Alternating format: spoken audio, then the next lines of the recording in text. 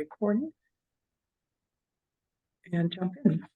Hello, everyone. This is Lisa Letourneau with Maine DHHS, here with several colleagues for the second in what we've currently planned as a series of 3 webinars to talk about behavioral health issues in the aftermath of the Lewiston tragedy. We so, again, appreciate everybody's efforts both to provide direct care in that terrible situation now, just under 2 weeks ago, and send our sympathies certainly to everyone in the greater Lewiston area. And wanted to offer this series of webinars as a way to assist and provide information resources for providers as you see patients, the general public and people from the Lewiston area certainly, and others, as they deal with understandable escalation in behavioral health needs. So that is the primary purpose of these webinars, certainly trying to share information about other resources and tools that are available in the area. We are offering this as a series of 3 weekly 1-hour Zoom sessions. This is the second. The next one will be next Wednesday at the same time. Today we have several guests and experts in this area to talk about psychiatric crisis and risk assessment, what resources are available to help in communities, resources specifically for veterans, and then leave time for questions and answers, and then there's a few more brief summaries of resources. So we have Dr. Anthony Ng, who's the Medical Director for Community Services at Northern Light Acadia, who's going to start us out talking about psychiatric crises and assessment. Greg Marley from NAMI talking about resources available in the community, and then Nathaniel Cooney from the VA healthcare system in Maine talking specifically about resources for veterans in Maine, recognizing Friday is Veterans Day. No, Saturday, right? So Tony, I'm going to turn it to you first. Thank you, Lisa. Thanks, everyone. I appreciate your time. So I'm trying to figure out how to reach the slideshow. I like to set up with share first. There you go. Okay. You folks can see a slideshow? See the slides, not on slideshow yet. Okay, slideshow now. It should be now. So yes. Okay. Well, thank you so much, everyone. Again, appreciate the opportunity to do this education, and it's great to work with partners like Greg and Nathaniel. What I'm going to try to cover in a short time is a lot of information, and something I usually do like over an hour and a half or more. So I actually include more slides, information on the slides, because it's my impression that you'll be getting a set of this, so you can use this as a reference. So please, I apologize if I kind of go over just the highlights and talk like my own New Yorker self. So I apologize for that. But one thing that's happened since the Lewiston shooting is people have been asking information about what to do with crisis in terms of how to deal with patients in distress, whether suicidality and homicidality. And again, these are the questions I hope to answer in the talk, at least even though it's just information on the slide. What happens in psych crisis? What is risk assessment? What's needed? And what the risk of risk assessment? And also how it could be managed in a therapeutic manner? Again, trying to give you the highlights at least. This would be the easiest way for us to do it, but unfortunately, we don't have that luxury where I can take an X-ray and say, oh, so-and-so is suicidal, and so-and-so is at risk of homicidal and stuff. We actually do a lot more investigation, a lot more questioning, and really kind of get into the fine art of risk assessment. Now, one of the things I really want to highlight big time first before we get into any formal risk assessment is the whole issue of how patients see us, because when patients walk in the emergency room, whether they see psychiatry or not, they have an appreciation that there's a bias by the provider looking at us, what we are. I mean, do they think we're certain ways, and do they label us as certain things? That is an important piece for us to appreciate, because that is going to influence your decision about risk assessment. If this person is chronically suicidal, I say, oh, you could tend to blow it off, not do as much of a robust assessment, or you could go the opposite. So it's important as providers and clinicians that we appreciate that bias on our part. The other important thing about crisis, it's never about a crisis. It's always, there's a pre-crisis and a post-crisis, and it's constant flux. So what you do with this crisis is usually leads to what they'll do after crisis and the next crisis. And probably how they present for this crisis is what their experience was in the past crisis. So that's why it is so important we do a pretty good job at risk assessment to really help individual and thinking of crisis as a long-term issue, a longitudinal dynamic.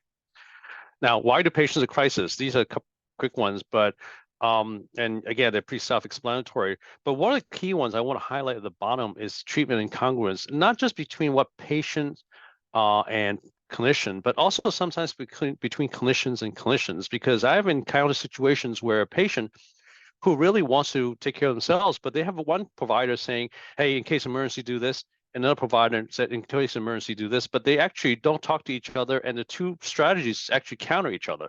So the patients are confused, and the patient may not be able to negotiate that. So that's why it's so important for our patients who are seeing multiple providers have a good communication handoff between individuals and providers so that we all can give a coherent, the same message to the patient what to do in crisis.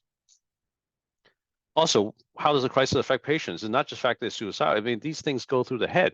They are scared, they're angry, they're anxious. And as I said, it could affect the management of future crisis. And then how does it affect you as a provider? Well, you could feel anxious. You could feel a sense of failure. Why did Joe come back again? We did all this stuff for him, and you could be angry at him for not following through. All these things can come into play in your decision-making process. Now, one of the important goals I really want folks to identify from about risk assessment, that it's a stratified way of looking at things. It's not one or the other. It's not yes or no, you're at risk or not. Everyone is pretty much at risk, but whether you're high risk, medium risk, or low risk. And it's based on really two different areas, what they call static and dynamic factors. Static are the factors that are kind of stuck with, like, in terms of age group, in terms of gender, in terms of background history, in terms of psychiatric illness, and so forth. Dynamic are a little bit more fluid. Could be stress, what kind of stress they have, substance use, not taking medication. Those are what we call the dynamic risk factors. So it's important when people look at risk assessment for patients, you look at both the static and the dynamic, and oftentimes it's a dynamic that you can manage to mitigate the risk. The biggest one is suicide that people all worry about after any incident, and especially recently with Lewiston. There's some reports, a greater report of people complaining about suicide risk and so forth. And again, the next few slides just talking some background information about statistics. But again, the one thing I really want to emphasize in these slides, sorry I go through that fast, is the firearms issue. There's 50% of our firearms, 50% of our suicides are relatively related to firearms in the country, and Maine especially because of our ease of access of it. So it's a really big concern about in terms of part of your risk assessment, not only the intent, but also the methods. So this is the factors I talked about, static and dynamic, and I'll kind of let you browse through this on your own. Again, same thing. That one was attempt, one is actually completed suicide. Now, the one thing I really want to highlight is really risk assessment is hard to predict. People have this notion that psychiatry or mental health can really predict someone's risk. We could do our best and we can use the best information that's out there, but it's never like a crystal ball that can say Peter is going to be that, doing this to himself or herself. So we need to appreciate that risk assessment is best under circumstances, and it's also only good for the short period of time. So the longer you go out from the time of the assessment, the longer your factors are beyond your control. So your risk assessment may be good for the first 24, 48 hours, but beyond that, there are a lot of things that come into play, whether substance use, whether someone follows a treatment, whether there's other factors going on. So it's harder to predict on that. And then the other thing that's important to realize is, especially now after a shooting like this, where people are getting a little jittery and a little anxious, you may over predict. You may actually emphasize someone actually he or she may be suicidal, he or she may be homicidal, and you may actually institute measures that otherwise you may not have done if your thinking was different. So it's important to realize that over prediction as much as what to do to assess. I just threw this out there is this textbook has been a really good resource for a lot of people to look at risk assessment. They use the acronym ASSAULT. Again, it's in there. You can take a look at it. It's a significant resource for emergency psychiatrists and emergency room physicians. Violence and suicide risk, certainly the important thing to look at is reason for doing it, the severity of threats, acute versus chronic. If someone's saying I've been suicidal for 15 years, that doesn't have the same concern to me as someone who said I only felt suicidal within the past 24 hours. Something really triggered me and I really feel bad. And that makes me want to, that one is higher risk to me than the other one. Now, having said that, I still want to appreciate that someone with chronic suicide risk may have acute stressors that you don't want to ignore. So I remember one scenario where someone had chronic suicidal risk, and then the assessment was that, oh, you know, chronically they're suicidal, but the one thing they neglected to take into account was she just lost her housing, which she didn't do before. And that was the stimulus that made her to actually carry out her act. Target. Who's the target? Is it to themselves or to other people? What's the duty to warn and protect? Time frame. Is someone say that the risk is suicidal or imminent, or is it someone that's a little bit more kind of unspecified long term? And of course, the means and plan. Again, stress the importance of firearms access. It's always important to ask what do you have firearms at? Are they secure? Are they, you know, you'd have access to it, or someone else can take them away from you? What kind of firearms do you have? Is it a short gun? Is it a long gun? Where the bullets kept? Those are important questions to ask if you can ascertain that. Also, where there's consequences. Some people may say, hey, I want to hurt someone, but the reason they want to hurt someone is more antisocial like behavior than actually genuine psychiatric reasons. Those are certainly important, but it involves a different mechanism to deal with those things. And again, most patients with these thoughts have had them before at some point, and they have been able to stop them. So it's important to ask them, what did you do in the past when you had these thoughts? How did you help yourself to not make these thoughts go away, to lessen them? What do you do? And oftentimes, just a mere reminder of how to use these things could be the best interventions you could have. History of violence and attempts always an important piece, as well as psychiatric issues, legal history as well. And of course, think about if there's any secondary gain. Is there some reason they're doing that? That just by saying that they're suicide, homicidal, they're actually achieving some other goals other than the fact that we're in psychiatric distress. Again, these are what we call extrinsic and extrinsic risk or risk assessment. Extrinsic is basically stuff that you could see on the outside. Accessibility arms, means to harm themselves, insight into illness, passing psychiatric history. These are all extrinsic factors that influence your decision in terms of risk assessment. I do want to emphasize again, defensive psychiatry. People who have had a history of either malpractice or history of like bad outcomes or anxiety about bad outcomes may tend to lean more towards safety than otherwise, you know, looking at how to help the patient better. There was one article that I remember seeing that looked at treating borderline patients who present for acute crisis in the emergency room.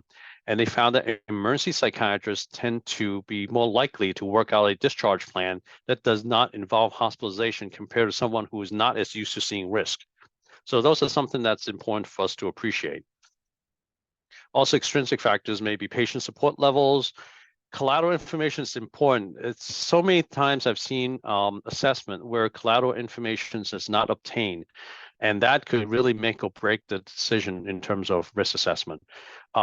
So it's really important that you look at it or make an attempt to do that. I know sometimes you just can't do it, but at least make an attempt. Also, the geography and workload could be a problem because, like, you know, sometimes when people have the higher workload, they may just tend to quickly pass through a risk assessment saying, oh, this person really needs to be in the hospital. I'm going to move on to the next case. And again, that could influence it. And then, of course, bed availability, which is something we're seeing challenged in this state in many places. Where do we send them if we say they're suicidal? So that could change a decision as well. Intrinsic factors would be basically subjective interpretation. Oftentimes what we find is that if we put a group of 5 clinicians in a room, and in similar case, based on their experience and other things, I may have 5 different interpretations of what this level of risk this person have. Level of training can impact that, past experience. As a psychiatric professional, we have to look at countertransference in terms of how we feel towards someone individual, whether you may lean toward one or the other. And then also collective influence in terms of the sense that it's important that you don't, sometimes you need the information from your colleagues. So like an emergency room setting is a great example where sometimes I may have my own assessment to say someone is this, but then I have a collective group of providers and staff who say, you know what, Tony, I think this patient has this instead. And you have to understand why they're picking that up and you're different. So not necessarily you could say, okay, you know, your decision may change, but it's certainly something you should still consider in your final decision making.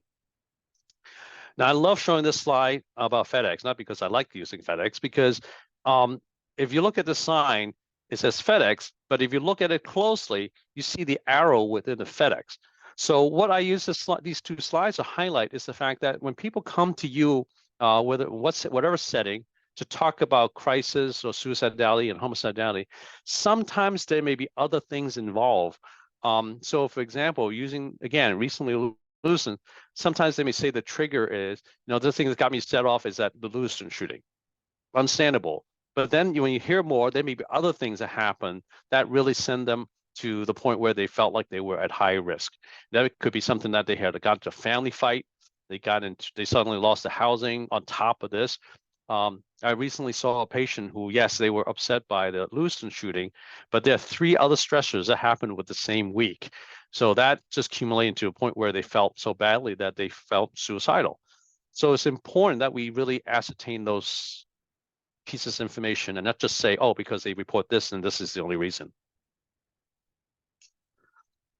Again, standard care assessment is really looking at the intention, history as a risk, family history, access to means. A safety plan needs to be discussed, so identify or lack of if there isn't one, and then document all of them, including follow-up contacts.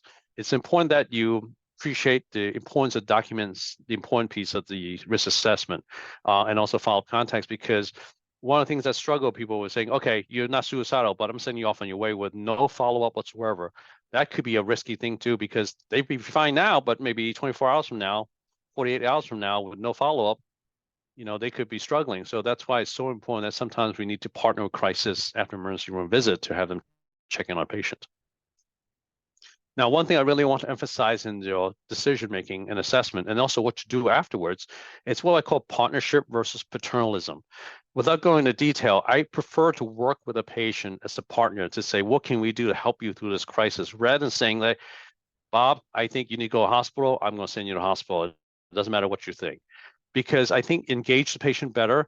It involves them in safety planning, and they're more invested in doing something better. If say, Bob, I'm really concerned about you. What can we do to help you get through this crisis?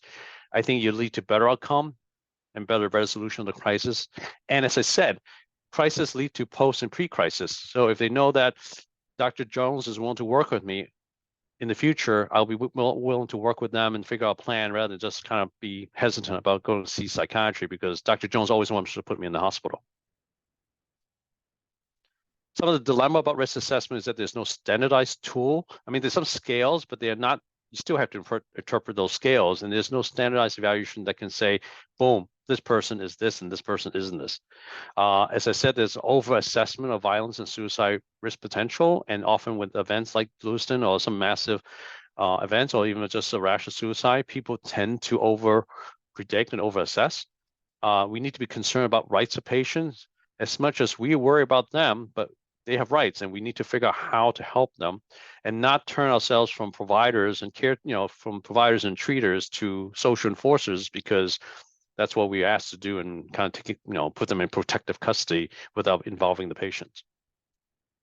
Again, these next few slides are pretty genuine, quick, just talking about some steps you could take, whether you're private practice or in a setting to how to assess patients, work with them on safety goals. The one big thing about this particular slide I want to highlight is the fact that you really want to focus on concrete, practical steps with the patient to resolve a crisis. Not saying, I want to feel better in 2 months, 2 years. Great, but what are you going to do in the next 48 hours to make sure you're safe? You're going to go to your parents' house. You can go hang out with them. You're not going to let them leave you alone. You're going to go find something to do to keep yourself busy. And maybe tonight you can watch a movie with your friends, just something to distract you, as concrete as you can. And that way they can follow it. That way, once you get past this 24 hours or 48 hours, it becomes easier for them to start working out the different plans and stuff. Again, this is just just a quick acronym about what you should do in your assessment. Firearms, again, documentation. I just want to highlight the, asking about firearms as part of your risk assessment. Document that you ask. I sometimes even write on my notes saying, ask patient about gun safety, encourage them to lock the guns up. Patient acknowledge they will do so. Again, you can only do as much as you can based on what they're telling you. And sometimes you need collateral to say that, hey, mother's going to come and take the guns away, but you should at least minimally write those things in. Again, other things you can do, crisis team, voluntary hospitalization. And as I always kind of stress, even in crisis, hospitalization should be the last resort, because I really want to not put patients in the most restrictive environment. And again, I know in the context of a risk assessment, there are all of these concerns about safety and stuff like that. But as I someone reminded me when I first started residency and training, psychiatry medicine is one of those areas where it's so easy to violate someone's civil rights by saying you need to go to hospital for whatever time. And so we need to be mindful of that responsibility we have. And lastly, in terms of crisis interventions, really show concerns, be non-judgmental. Offering hope is a very key thing in part of risk, risk management, mutual problem-solving approach, and as I mentioned, about a short-term plan that's within 24 to 48 hours. So in conclusion, again, it's a quick thing that I just did. Risk assessment is very multifaceted. It's actually something that is anxiety-provoking because of the risk. It can be done fairly well with the information you have, as long as you kind of follow through with certain key points to identify. And again, never try to feel like you're the only one dealing with a crisis, because there are a lot of resources that you may be going to. Colleagues, resources that Greg and Nathan are going to talk about, crisis, and even family members. So it's important to elicit those support. And again, I put the slide up, damn if you do, damn if you don't. There's never one size that fits all. So what worked for Peter is not going to work the same for Bob, and it's not going to work for Mary. So just keep that in mind, that sometimes you need to just, be flexible. And with that, again, I know I talked a little fast and gave you a lot of information, and you're going to have this information, my information, contact information if you need to find additional information. But I think it's important for you to hear what Greg and Nathaniel has to say, because there's tremendous resources to give you to help you manage a patient at risk. Super. Well, thanks so much, Dr. Ng, and we'll stay confident that they're not damned if they do it, damned if they don't, because there are resources like you and others around the state. So with that, I'm going to turn quickly to Greg, because we have a lot of information. I would encourage people to use the chat if you have questions and or even suggestions for future education that comes out of some of the things that you're hearing here. And we do, just a reminder, we do post both the recording and the slides to the website, and I'll send it out actually to registrants as well. But with that, Greg. All right. Thank you very much, Lisa. And thank you, Tony. You covered a great deal of ground, obviously. So let me see if I can just click this on. I have a few slides, and we're talking about resources. And in terms of fantastic ideas for resources, you and I both know that right now, it's a challenge system. It's a challenge system for access to care, and flexibility and creativity are going to be really vital in this time. So I want to talk about resources, and the resources, the response always need to match that assessment. So if you're working with someone and you've assessed a level of risk of violence or risk of suicide that is pretty imminent, then that may be the time to call 911. And that may be the appropriate thing if you say, hey, we really need to talk about getting you into a safe setting. And they say, I'm sorry, I'm out of here. And they bolt. That's grounds for protective custody. So know that when it's necessary, call 911. Know when it's appropriate if someone is escalated or behaviorally out of control, when the hospital emergency department is the best place for that next level of assessment. And that is always challenged in some parts of Maine that are really rural, and your federally qualified health center may be your closest acute care within 50, 75 miles. but always, always know and be familiar with and know how to use the statewide or national crisis hotline. We always will continue to use the 888-568-1112, because if you're using a cell phone and that cell phone started its life out of state, you dial 988 and you're going to be calling into that, and it's going to slow down your connection to the main system. But 988 is also an excellent resource to get into that national system. So that's in the crisis. That's how to do it. And I'll talk a little bit more about that. And then we're going to kind of recognize in what Tony said, partial hospitalization, crisis follow-up, all the way up to hospitalization are your responses. But think about what matches the assessed need. So crisis hotline, I just want to talk a little bit about that more. I used to be a crisis clinician. I used to manage a crisis team, and I really respect the managers I hear today that say, think of us, call early and call often. Call before it bubbles over the top of the pot and goes into an acute crisis. So if we can be involved early to try and diffuse things, settle things, add supports and follow-ups to keep it from going into an acute crisis, all the better. 24/7 available into a statewide call center in Southern Maine, and then it's triaged out to regional teams for that face-to-face assessment in your region. And many, as we know, many hospital emergency departments now more have a contracted crisis response within their system rather than through a regional provider. The call center is available by text or chat as well as phone, and that is what is going to enable and open the door for our youth to access crisis on their own, because they almost never called and talked to someone historically. So I want to acknowledge that as a place, and then recognizing that if possible, if the person is in a safe enough place, well enough state, try and arrange for that face-to-face assessment in a level of care and a location that they choose, because it's going to make them feel safer and oriented. It also is going to depend on how rapid that response can be. And we all know that currently, at times that can be a more challenged and lengthy response, particularly in the rural parts of Maine.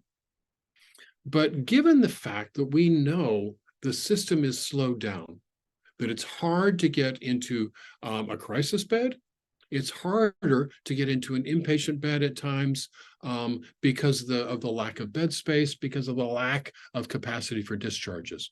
So let's look at some other alternatives for someone who's not in that acute level of crisis. And I've been working with developing and training on the use of the collaborative safety plan for a long time. This is a process and a tool that was developed initially for the Veterans Administration back about 2007. Almost seemed like it got forgotten and then rediscovered.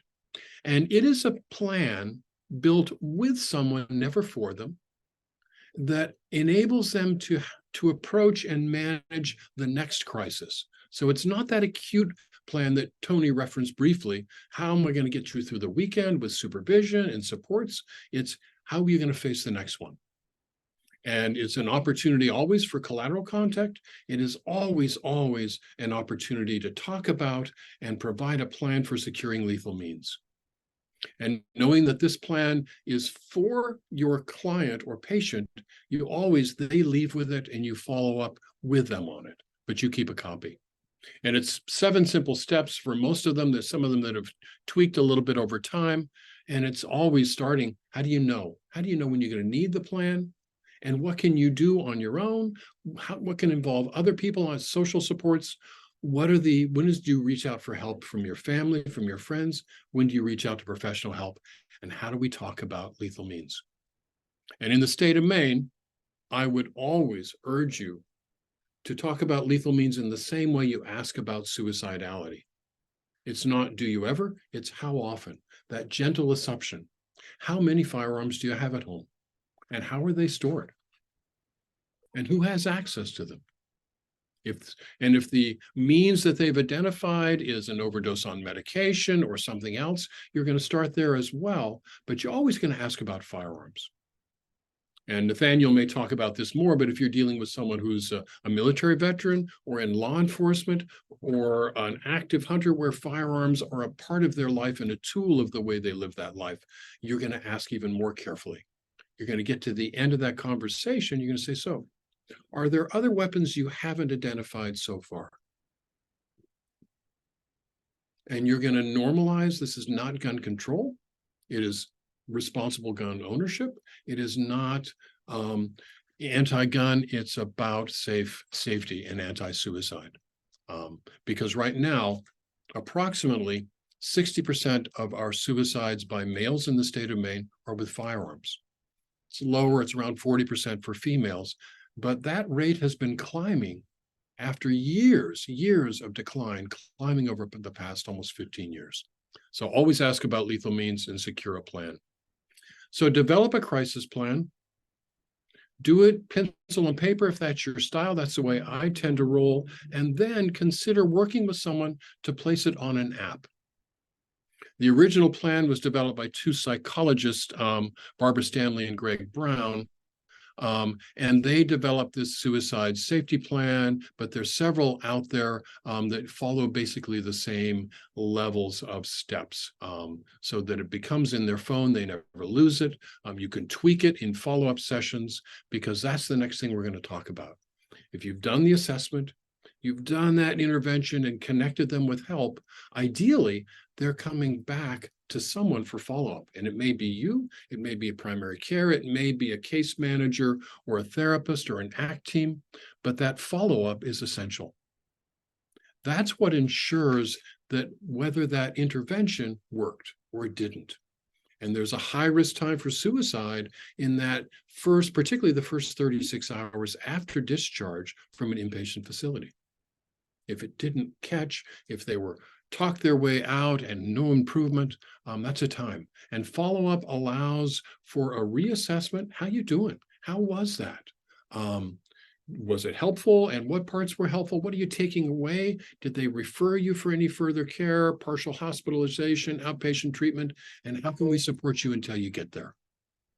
If you're in a primary care practice, a rural practice especially, or a hospital practice, do you have a flagging system in your EMR that says, just like for a brittle diabetic, this person, if they miss that appointment, we're going to be reaching out proactively to see how they are. So think about that. And I bring that up primarily because what we've learned most of the time, when there's suicidality, particularly if someone talks about it to you, that means there is ambivalence. And we've learned with good care, if we can glue together the cracks in the safety net, most suicides are preventable. There is evidence of that all over the world. 92% of the people who were followed up after being interrupted off the Golden Gate Bridge were alive up to 20 years later. Prevention works. Our job is to impart hope, to offer information about resources, and to reinforce that help is available, even within this fractured system. And that's that use of self. That's that connection. So we offer a range of trainings and also for the past many years have responded with resources, guidance, and support in the aftermath of a suicide or traumatic loss, including this past 2 weeks. So I'm going to move through that rather rapidly, and I want to move slide time over for Nathaniel, and then we are going to have time at the end for questions and discussion, I hope.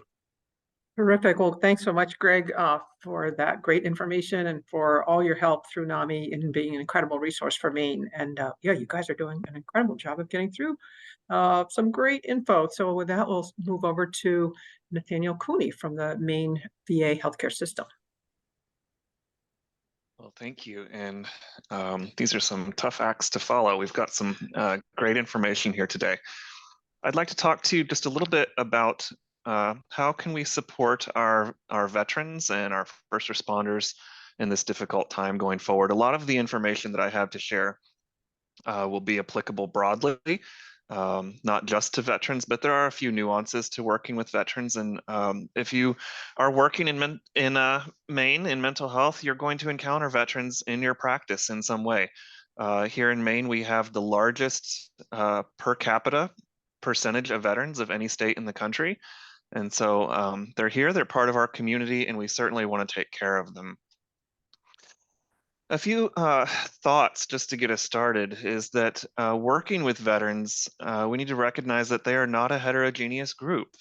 We often start with some baseline assumptions, and having some baseline knowledge about different groups is certainly part of cultural competence, and it's a good thing. But we want to be careful about making assumptions because our veterans, while they have certain things that give them a lot of commonality, they also have a number of things that make them very unique and very different. Each one of us, as we encounter a situation in life, are filtering that situation through all of our past life experiences to date, and veterans are no different. So just approaching veterans the way you would any other individual in care, in terms of recognizing them as a unique individual with a unique set of life experiences and a unique set of circumstances, and approaching that with an appropriate curiosity to help them in the moment. Veterans will have had a variety of reasons for choosing to serve and a variety of positive and negative experiences associated with that service. Some individuals go into military service because it's a family tradition, some for altruistic reasons, some because of their personality, predispositions toward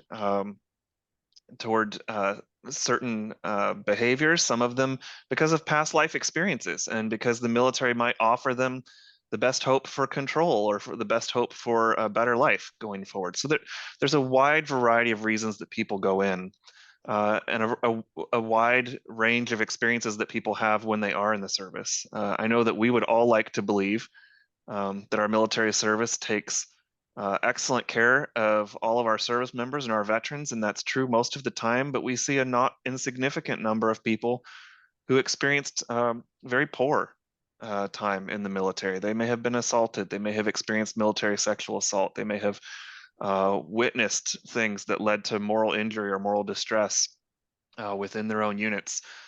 So we need to be careful about assuming that their military service means one thing or another, because it's ultimately going to come down to what did it mean to them. And the only reason I even bring these things up is we're talking about the context of working with veterans in a time such as the post-Lewiston shooting, is that understanding a person's past experiences with the military and even their past experiences with life that may have led them to choose to serve, how and when, those things may bear direct influence on understanding their current circumstances. How are they interpreting these current events in light of the experiences that they've had that led them up to those events? And again, I think that's probably broadly true, not just for veterans, but when we're working with veterans, there may be some particular things we might want to ask about in relation to their service. Is there anything about their background in service that these current events are associating to for them, or triggering for them, or bringing up for them, and anything about their life prior to military service that might be relating for them or very present for them in these current times. Recognizing that not all of our veterans have deployed or served in combat. We sometimes hear military veteran and we automatically make some assumptions about what that means, and not all of our veterans do deploy. Not all of them experience trauma. Many of them will. Many of them will deploy, many will experience combat, many will experience trauma. So we should have that as again, part of that cultural competence, but being careful to not assume. Veterans and first responders often have a very strong sense of identity that's connected with their public service. Those may be positive associations, they may be negative, but it's often a very much integral to how they view themselves, either currently or as how they've developed over time. I bring that up in part because one of the things that I've been aware of, and I don't have television, so I'm pretty limited in what media is coming through to me, and I'm still getting hit with a lot of media in relation to the mass shooting. And one of the things that I'm acutely aware of, and I know that our veterans and our active duty men and women are aware of, and I think even some of our law enforcement, when we hear about this mass shooting in Lewiston, We're not hearing about an individual who was a truck driver, truck operator, or this or that. What we hear in almost every headline is an Army reservist who did X, right? Like the media is painting this picture that this is this person and who their identity was. And our veterans that we're working with, our military men and women that we're working with, and even our law enforcement hear that message. And they have their own connection because they wear that same uniform that this individual wore, but they're more often than not wearing this uniform with honor. And this soldier, I'll tell you, speaking with his unit, they will tell you that he wore his uniform with honor too, up to the point where things really started to change in his life. And so, without getting too much into that, I think it's important that we recognize that this identification with the public service is an important thing, and recognizing the messaging that's coming out and how people that identity may have shifted in light of these events. I had the very great privilege. It was a very humbling experience this past weekend of getting to spend the weekend with the 104th Army Reserve, which is the unit that the shooter came from. And among the many things that I heard, the thing that maybe made me the most sad was to hear overwhelmingly from everyone, from enlisted through senior enlisted NCOs and officers, a sense of embarrassment and shame for putting on the uniform because of the association with this shooting, and thinking that this is how people will see me, or that because we were in this unit, there was more we should have done. And so there's a lot of shame and embarrassment with that identity. And so that's a massive shift in identity for these individuals, from one of honor to one of embarrassment. And being able to recognize that, to help do some of the reparative work that might be needed with those individuals, to help them reclaim that honor, or reclaim the identity for the honor that never really left them to begin with, but being able to reintegrate that identity with them in a healthy way. A couple of specific points that may come into play with the clinical picture and what you're trying to do with some of these veterans is to recognize that veterans and first responders are trained in situational awareness. And once they have that training, it is very difficult to shed. And so our veterans, our police officers, when they walk into a restaurant, even in a safe neighborhood, they're aware of where the exits are. They're aware of how many people are in the restaurant. They're aware of how many have come and gone in the time that they're there. And that's just ingrained behavior that they've learned in their sense of being in their environment and staying safe and keeping other people safe in their environment. But when you go through something like what the state of Maine went through and the people of Lewiston and the surrounding communities went through, that vigilance is going to be heightened. We see this in post-traumatic reactions. For this population, it's likely going to be heightened even more than the general population. And that's going to have an impact for those individuals. It'll have an impact for their families and the people around them, and how they're interacting with the world, because the sense of vulnerability and the sense of need for control is so much increased following an event like this for everyone. But when recognizing that the baseline is already higher, we need to pay attention to that and the way that that's going to impact these individuals. And then Dr. Ng and Mr. Marley both spoke so eloquently to this fact. I almost don't need to, but I think the fact that all three of us are bringing it up highlights the importance of it.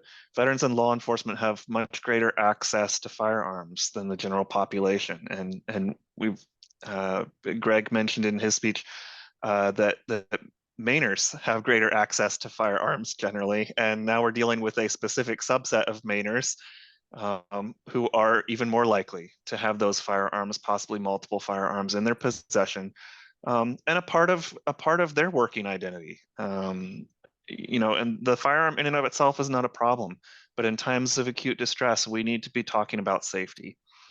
Are they possessing and operating that firearm safely? And if they are experiencing acute distress, are they taking additional steps to help keep themselves and others safe? And we do see this. I'll share some encouragement here. We've seen at the VA a number of veterans after Lewiston reached out and were asking us, do you know someplace I can store my firearm? Is there someplace I can turn this in temporarily? I'm not feeling good right now. And maybe they were worried about themselves. Maybe they were worried about how they would react in a stress response, towards someone else. But a number of veterans were recognizing, like, this isn't a good time for me to have this right now. And do you know of anything to help me out? So a lot of people recognize that. And I know sometimes we have this fear of broaching the conversation, that people may not like talking about separation from their firearms, but this can be collaborative in the same way that suicide risk assessment should be collaborative, and in the same way that safety planning is collaborative. Talking to them about this isn't about us giving them the solution, but working through options for them, helping them think through what are you willing to do that would make your situation more safe than it was, before we had this conversation. It's about their willingness, because we can give them solutions, and if they're not buying the solution, they're not going to act on it. If they come up with their own solution or their own things that they're willing to do, they're going to be more likely to go home and take those steps and make themselves and others around them safer. So this means restriction is an important component of safety planning, and we do need to recognize that it's incumbent on us to try and reduce lethality. We know that firearms, Dr. Ng presented that data in terms of lethality for suicide. We see the numbers, an even higher percentage of veterans who experience death by suicide. It's an even larger percentage that is accounted for by firearms, and it's because of that lethal access and the comfort with those firearms. And so anything that we can do there is going to be very helpful. I've put a number of links in this slide deck for you, and I did this partly just because there's so much information out there, and as helping professionals, you all are pretty skilled at sifting the wheat from the chaff, but finding credible information is sometimes not the easiest, or succinct or digestible information for your clients is not always easy to separate from the academic. And so there's some really good resources at these links for dealing with mass disaster, community trauma, mass shootings, and the types of things that we're seeing right now. And these range from things that might be for veterans to civilians, as well as even how they can talk to their children, or how you can talk to your own children about some of these events when they happen, because it's a difficult subject and something that's not part, thankfully, not part of our routine experience, that we're not always comfortable in knowing how to approach this. There's also some resources down here at the bottom that I think are just helpful right now in this time that we're in, for sharing with any of your clientele and also your own families and communities. Psychological first aid is important right now. There's some very basic, very basic things that we can do to improve the health and resiliency within our communities and within our circles. Emphasizing connectedness with one another is so important. When we go through an event like this, our sense of vulnerability is heightened. And when we feel vulnerable, we tend to feel more isolated and alone. We sense that vulnerability and feel like there's so much we can't control and so much weight on our shoulders of things we need to control. But there's a lot that goes along with that. Being connected to others, not just others who have shared experience, but just connected in general, helps to bolster our resiliency. One other takeaway, in terms of the psychological first aid, and again, I think this is for anybody. I was sharing this last week with the soldiers that I was speaking with. Talk when you need to, listen when you can. If there's one bit of advice I could give to people right now following this shooting, is talk when you need to and listen when you can. We're not always in the right space to do one or the other.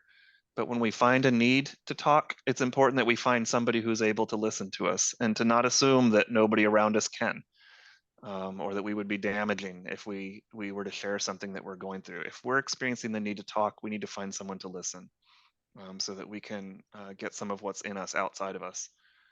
And to listen when we're capable for other people, but to recognize, again, that we're not always in the place to do that. And somebody might ask us, are you in a place to listen? We may need to say no from time to time, but holding those things in balance right now, so that we can help ourselves and help others through this time. Greg did a great job of going over the crisis line, so I don't want to go over all of those resources again, but I do want to highlight that for veterans and service members, if they press 1, it will redirect them to an operations center that is very familiar with working with veterans.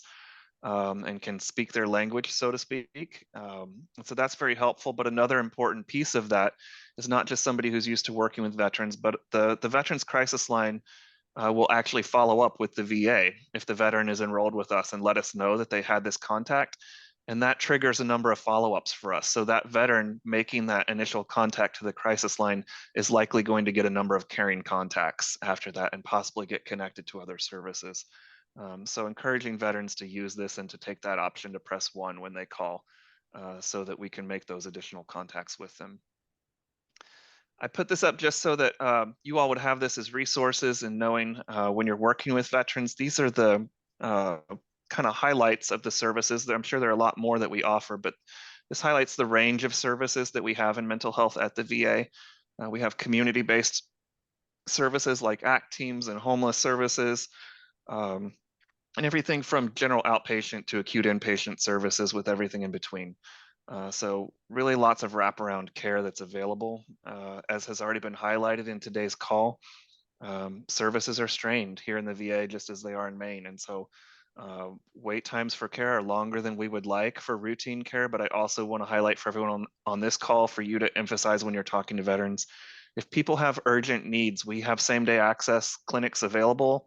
Monday through Friday, we have an ED 24/7. Veterans can go to their community ED 24/7 if they're in crisis. And if they're VA eligible, even if they're not enrolled in VA, but if they're VA eligible through the Compact Act, oftentimes that care can be provided at no cost to them, even if it occurs outside of the VA. We have care available both on-site and virtually. Our virtual care can often get veterans seen sooner and reach them where they are throughout the state if they're not close to one of our clinics. And we also have veterans readjustment counseling centers located throughout the state. And these are great centers for vets, and are available to a number of people who may not even be VA eligible for one reason or another. They may have not had the sufficient time in their service before they discharge to meet the standard of a veteran, but they may still be eligible for a vet center. Or they may be an active reservist who's not yet a veteran, but those individuals are also going to be eligible for vet centers. And so this is just some great resources here. And then just one final point is that as we're all trying to take care of our community and trying to expand our reach and provide more and more mental health services throughout Maine, I want you to know that the VA is always open to expanding our community care partners. And so if you're interested in treating veterans, even in your own practice, if you're not enrolled as a community care provider, there's a link here where you can learn more about that and what that third-party reimbursement process looks like with the VA.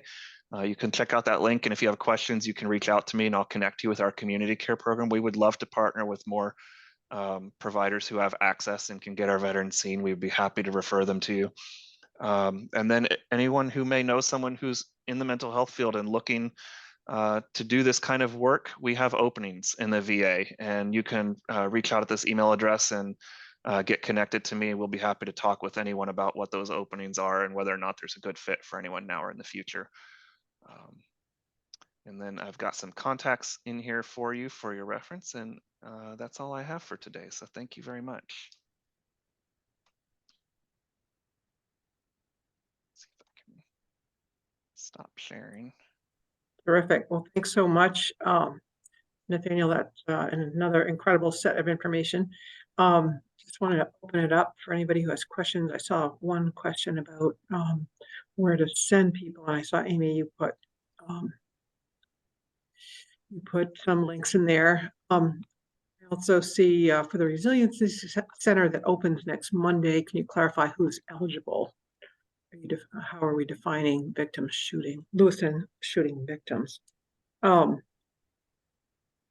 Anybody have, so Amy, Yeah, there's a PDF that department has put together that's kind of defining this interim time, and then one that opens on the 13th. But really, there's direct assistance currently for those who are immediate care, contact, and support for the victims, and then those folks will be eligible for the Community Resiliency Center from the 3rd to the 12th.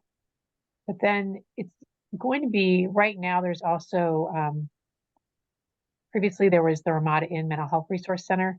And this week, Sweetser has drop-in hours at 217 Main Street in Lewiston Public Library, and then the Auburn Public Library, there's also drop-in support. And I think both of these groups will be eligible, the general public and those with immediate care, contact, and support for victims when the Resiliency Center opens. And I'll ask Greg if he has more information about that, but that's how I understand it. And we can send this handout out.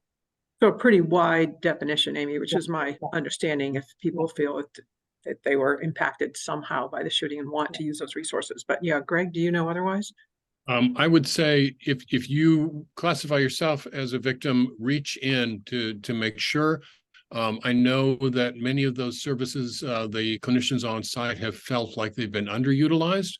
So go use them. If it's open access, really give it a try. And I think the real key, how do you define yourself as a Lewiston shooting victim? If you have a family member who is involved, I think that can still classify, certainly at that secondary site. They were working with family members and other affected individuals. I think folks need to kind of appreciate that it is a very loose term, shooting victims, because all of us in the state is somehow impacted. But I think there's a definition in terms of what certain benefits and eligibility these folks have who are more directly involved. And that's a different discussion in terms of, who will support. However, having said that, I think if you're not sure, I would encourage you doing that. And then people can redirect you to where you need to go, because you may have resources, you're from Presque Isle, they may redirect you up to Presque Isle and that kind of stuff. So I think it's better that people ask and just kind of say, I don't know, I'm not going to ask anything. Yeah. The one thing I want to emphasize, Nathaniel's talk about the veterans. One thing that we really got to remember, all veterans is ×5 in a way, because they're family members who people need to remember very well that they are is impacted. And often all the attention to focus on the veterans or what, soldiers and stuff like that. But the families are what holds the fort. I mean, they basically are dealing with all the issues that sometimes get redirected. No different from first responders. The families of first responders are just as much at risk. So that's why it's so important that we look at a whole unit and work collaboratively between all the community partners and VA and everything to really give them the package. If we try to treat everyone piecemeal, it may not get you what you want. So. And I would love to expand that kind of first responder category into those healthcare providers in the emergency departments and trauma care units, and also the folks that were working intensively with those victims' families in those days, the victim witness advocates and others on site, very much trauma related to this shooting. Great, thanks. Anthony, I had one question for you. You mentioned several times including collaterals or asking collaterals. For those of us not directly in the behavioral health world, can you just say a little bit more? Is it family, friends? How do you define that? Again, it's dependent on the situation and what is. I think important collateral is basically like family is a different one. I've been involved in cases where I was asked to review because the family was noticing the patient, of course, if the patient lives with them. If they are strange, there's a whole different discussion, but the patient was suicidal, but no one contacted the family who was witnessing all this. So they said the patient just said, oh, I'm fine. And they let the patient go. And subsequently something happened to the patient, but no one ever called the family who was noticing that patient was struggling for the past week on suicidality. So that's the kind of collateral. Sometimes it's also helpful that other providers talk to each other because, I'm assessing risk assessment, but maybe Greg, who's seeing this patient regularly, knows this patient. He can tell me, Tony, this is unusual for Mary to present to the emergency room. You need to think about this because he may have a perspective that I can't see in that snapshot of time. So, and then schools would be a good one, depending on if it's a kid. And certainly sometimes don't forget even simple thing like the police department, because if someone brought in by a police department, you don't know why they bring them in. Just say police brought patient in, but the police may be saying that I found this patient staying on a bridge with a gun. I mean, things like that would be key to what you need to do for an assessment. So I think that's why it's important to ask, and again, not to say you need tons of them, but find out at least from patient narrative, who is the most likely contact the patient may have on a regular basis. Perfect, thank you. All right, well, we are already at the end of the hour, so I'm going to have to wrap up, but thanks so much, Dr. Ng, Greg, Dr. Cooney for joining us, sharing this information, and everybody for joining. We will, again, send the slides out to all who registered and then post them on the website that I put in the chat just a little while ago, and then the next webinar will be next Wednesday, November 8th at, I put 18 in there, yikes, it's 8th, no, that is 18, sorry, no. no, 15th. Jeez, sorry, 15. And I put the registration link in there as well. So thanks, everybody. Thank you. Take care of yourselves. Okay, Bye-bye. bye-bye.